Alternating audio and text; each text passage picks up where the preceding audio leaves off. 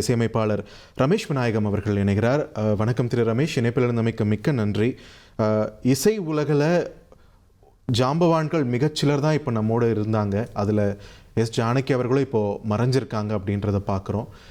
இசைத்துறையில் எவ்வளவு பெரிய ஒரு நஷ்டம் இந்த மறைவு, அதை தாண்டி நீங்கள் பர்சனலாக அவங்க கூட பேசி பழகியிருப்பீங்க, அவங்களுடனான உங்கள் நிலைமைகளையும் பகிர்ந்துக்கோங்க. நம்முடைய தமிழ் துறை வந்து எவ்வளவோ பாடகர்கள் தாய்மொழி வேறு ஒரு மொழியாக இருந்தாலும் கொடிக்கட்டி பறந்த ஒரு பெரும் சகாப்தம் இன்னைக்கு ஒரு காணாம போயிருக்குன்னு ரொம்ப பெரிய வருத்தம். என்னோட பர்சனல் திங்கை தவிர முதல்ல எல்லார் மனசுலையும் இருக்கக்கூடிய அந்த பற்பல கோடி பாடல்களுக்கு ஜானகி அம்மாவோட குரல் ஒரு magic பண்ணியிருக்குன்றதுல there is no doubt.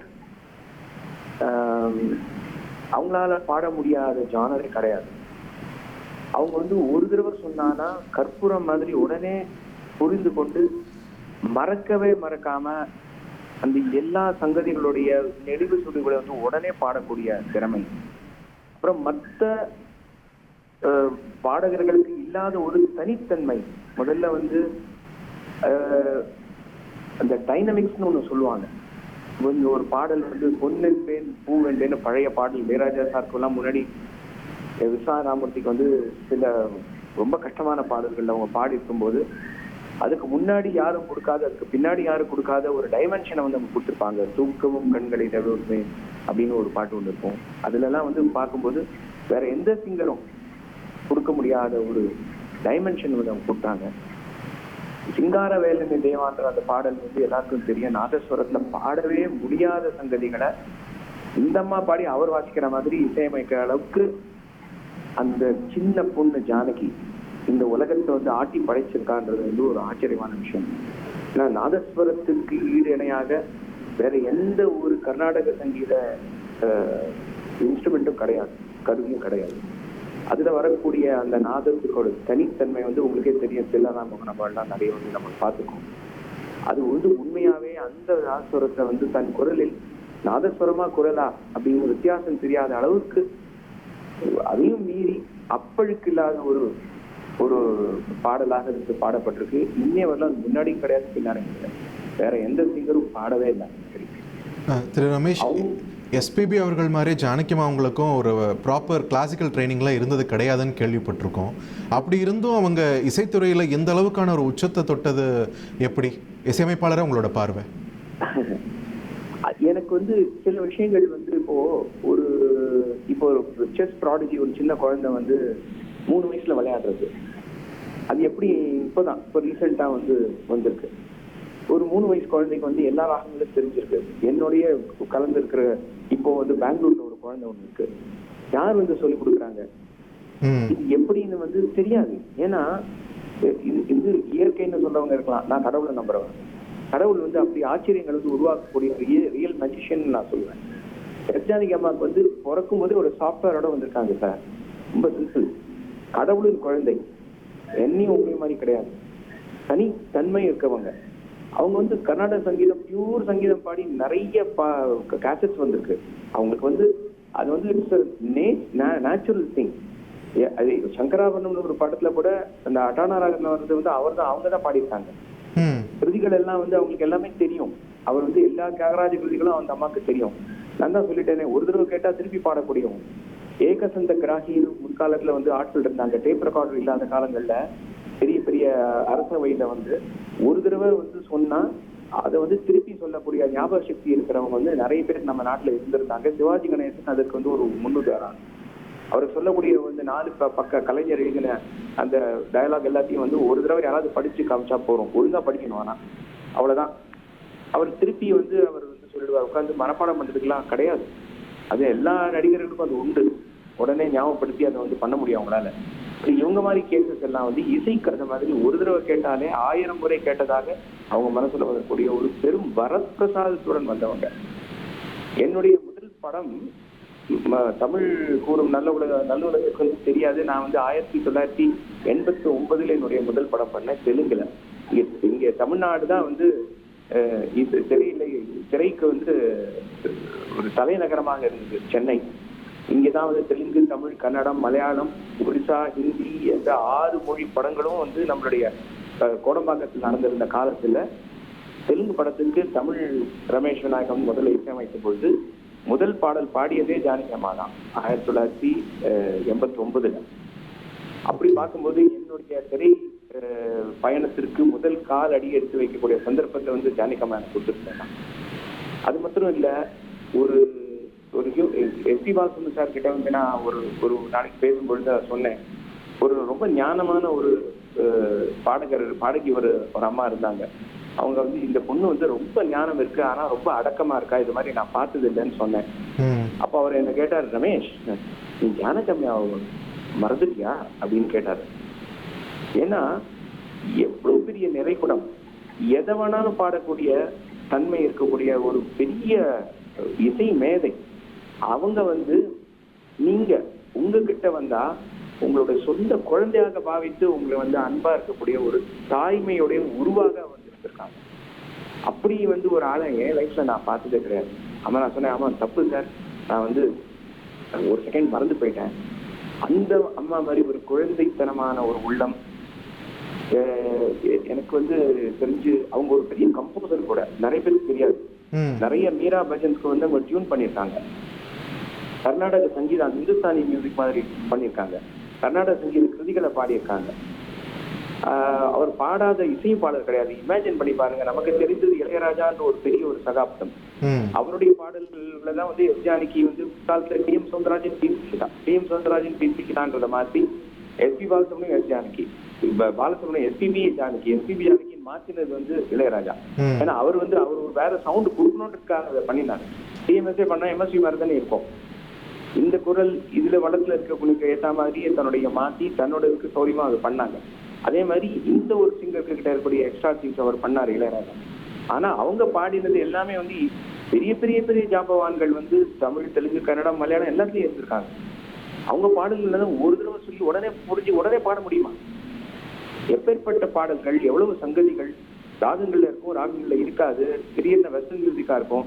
நினைவும் ஒரு பறவை வருது, அது வேற. தூக்கவும் கண்களை கீழே பாடணும், பொன்னென்பேங்கிறது ரொம்ப கீழே பாடணும். இன்னொருல வந்து வேற ஒரு கர்நாடக சங்கீதம் இருக்கும், அது வந்து ரெண்டும் இல்லாத ஒரு தனிமை இருக்கும். இது வந்து சினிமால வந்தானா ஒரு கற்பூரமாக தான் இருக்க முடியும். 7 மணிக்கு ஆரம்பிச்சு 1 மணிக்குள்ள ஒரு பாட்டை கத்துட்டு பாடி முடிச்சுட்டு போயிடணும். அதுதான் நம்ம ஜென்மம் ஃபுல்லா கேட்கணும். அதுக்கு வந்து அந்த காலத்தில் வந்திருந்த அந்த பெரும் பாடகர்கள்ல வந்து பி சுஷிலாவா இருக்கட்டும், இவங்கெல்லாம் இருக்கட்டும்னா அவங்க பாடினா பர்ஃபெக்ஷன் பர்சானிஃபைடு. பர்ஃபெக்ஷன்னா பர்ஃபெக்ஷன் தான், அதுக்கு மேல இன்னொரு வார்த்தையை சொல்லவே முடியாது. இன்ஃபேக்ட் என்னுடைய முதல் படத்துல பண்ணும்பொழுது நான் ஒரு பாடல் சொல்லி கொடுத்துருந்தேன். அது வந்து அந்த பாடல் வந்து உருக்கு உருக்கு உருக்கு குர்ரவாடா அப்படின்னு ஒரு பாட்டு. அந்த சாங் வந்து சமம்னா, அதாவது வந்து தாளத்துல முதல்லயே வந்துடும் நினைச்ச மாதிரி அவங்க பாடிட்டாங்க. ஆக்சுவலி நான் உள்ள போனேம்மா, அது இல்ல, அதுல வந்து 3 தள்ளி வரணும், அது தள்ளி வரணும்னா ஓ அப்படியா அப்படின்னு கேட்டுட்டு 1 செகண்ட்ல அந்த சாங்ல பிகினிங் இது லாஸ்ட் சொல்லணும் ஒரே டேக்ல அதை அப்படியே பாடிட்டாங்க. இது வந்து எனக்கு தெரிஞ்சு யாராலையுமே பண்ண முடியாது. அது இசைவு பாடலா நான் பார்க்கும் பொழுது இதோட விஸ்தாரம், அதோடைய விரிவு வந்து மிக பெரிது. அது நான் வந்து இப்போ நான் சோகப்படக்கூடாதுன்னு சோகப்படாம பேசுறேன். ஏன்னா என்னுடைய இந்த உலகத்துக்கு வர்றவங்களும் இங்க இருந்து போறவங்களும் வந்து ஒரு இல்லாதவங்க வர முடியாது, போனவங்க இல்லைன்னு கிடையாது அப்படின்னு ஒரு பாவம் எனக்கு இருக்கு. அதனால என்னோட வார்த்தைகள் அவங்க இப்ப கேட்டுட்டு இருப்பாங்கன்னு நான் நினைக்கிறேன். வேற ஒரு ஊர்ல இப்படிப்பட்ட ஒரு சிங்கர் முன்னாடியும் கிடையாது, பின்னாடியும் கிடையாது. அண்ட் இத மாதிரி ஒரு ஒரு ஒரு மியூசிஷியன் மாத்திரம் இல்லை, கிரேட் அம்மா. அம்மான்ற ஒரு ஸ்தானத்துக்கு ஒரு முழுமையான உதாரணம், உலகத்திற்கே அம்மாவாக இருக்கக்கூடிய ஒரு முன் உதாரணம் வந்து ஜானகி அம்மா தான். திரு ரமேஷ், குறுக்கிடுறதுக்கு மன்னிக்கணும். ஒரு 80s இறுதியில் வந்து நீங்கள் இன்ட்ரோடியூஸ் ஆகுறீங்க, மிக இளம் வயதில் உங்களோட 20s தான் இருந்திருப்பீங்க. அப்போது ஜானகி அம்மா அவர்கள் வந்து பீக் ஆஃப் த கரியரில் இருந்த டைம். அப்போ நீங்கள் ஒரு பிம்பம் உங்கள் மனசில் இருந்திருக்கும் இல்லையா, இவங்க இப்படி தான் இருப்பாங்கன்ற ஒரு பிம்பத்தோடு தான் அணுகியிருப்பீங்க. உங்கள் மனசில் இருந்த பிம்பம் என்ன? நீங்கள் நேரில் பார்த்த ஜானகி அம்மா எப்படி இருந்தாங்க? எனக்கு வந்து ஒரு சின்ன பையன் வந்து மியூசிக் டைரக்டரா இருக்கான் அப்படின்னு எஸ்பிபி சாரும் எனக்கு அந்த ஃபீலிங் கொடுத்தது கிடையாது. எஸ் ஜானகி அம்மாவும் கொடுத்தது கிடையாது. பி சீதாவும் கொடுத்தது இல்லை. யாருமே கொடுத்தது கிடையாது. ஆனா இவங்க எப்படின்னா எப்பொழுதும் சிரித்து கொண்டே இருக்கக்கூடிய ஒரு முகபாவம். மியூசிக் டைரக்டர்னு அந்த சீட்ல உட்கார்ந்தானா அவங்க என்ன சொல்றாங்களோன்னு கேட்கக்கூடிய complete surrendering, submission. Music director அவன் தான் கம்போசர் அப்படின்னு சொன்னா அந்த முழு மரியாதை வந்து குழந்தையா இருக்கலாம், கோட்டானா இருக்கலாம். அந்த பாவம், இந்த professionalism with beauty, with love, sincerity, அப்படிப்பட்ட ஒரு ஊரு தான் நான் வந்து அவங்கள நான் பார்த்தேன். இன்னொரு விஷயம் நான் இங்க எல்லாருக்கும் சொல்லணும்.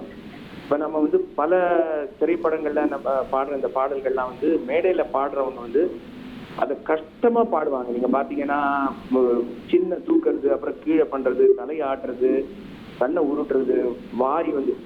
இந்த அம்மா பாடும்போதும் உமாரமணன் இருந்தாங்க, அவங்களும் ஆடாமல் அசையாமல் அவங்க பாடுவாங்க. இப்படிதான் வந்து நம்மளுடைய சாஸ்திரத்துல என்ன சொல்லியிருக்குன்னா, எந்த விதமான முகத்துல வந்து எந்த அஷ்டகோணம்னு வரக்கூடாது, பிளசண்டா தான் முகத்தை வச்சு பாடணும் அப்படின்னு அதுல வந்து போட்டிருக்கு.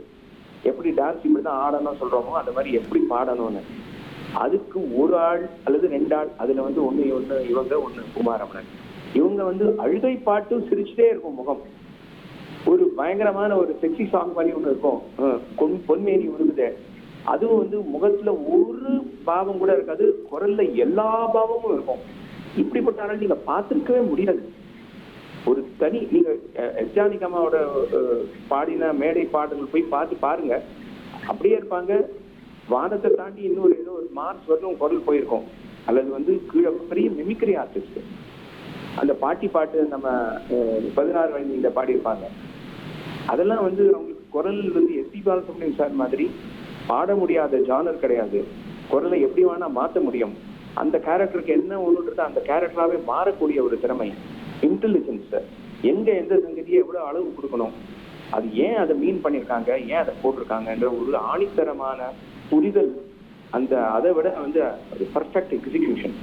இது வந்து ஒரு தனித்தன்மை இருக்கக்கூடிய, கை விரலில் எண்ணக்கூடிய பெரும் சகாப்தங்களில் ஜானகி அம்மா.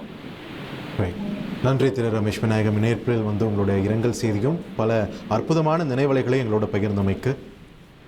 அது ஒண்ணுதான் என் மனசுல. நிச்சயமா கொஞ்ச நாள் முன்னாடி அவங்கள பார்க்கவே இல்லை. தன்னுடைய வீட்டுக்கெல்லாம் கூப்பிட்டு வந்து என்னை வந்து ரொம்ப தன் குழந்தையோட குழந்தையாக என்னை பாவிச்சிருக்காங்க. அதுதான் எனக்கு வந்து புரியவே இல்லை. அது சடன் ஷாக் ஃபார் மீ. எதிர்பார்க்காத ஒரு ஷாக் இது. நன்றி. என்னுடைய நினைவுகளை வந்து பார்த்து எல்லாரோடையும் பகிரக்கூடிய ஒரு சந்தர்ப்பம் கிடைச்சதுக்கு நான் நன்றி தெரிவிச்சுக்கிறேன் சார். நன்றி. Thank you so much. இனி செல்லும் இடமெல்லாம் செய்தி. தந்தை டிவியின் வாட்ஸ்அப் சேனலை ஃபாலோ பண்ணினா செல்ல இருக்கும் இடமெல்லாம் செய்தி. இதோ QR கோட், இப்பவே ஸ்கேன் பண்ணுங்க, ஃபாலோ பண்ணுங்க.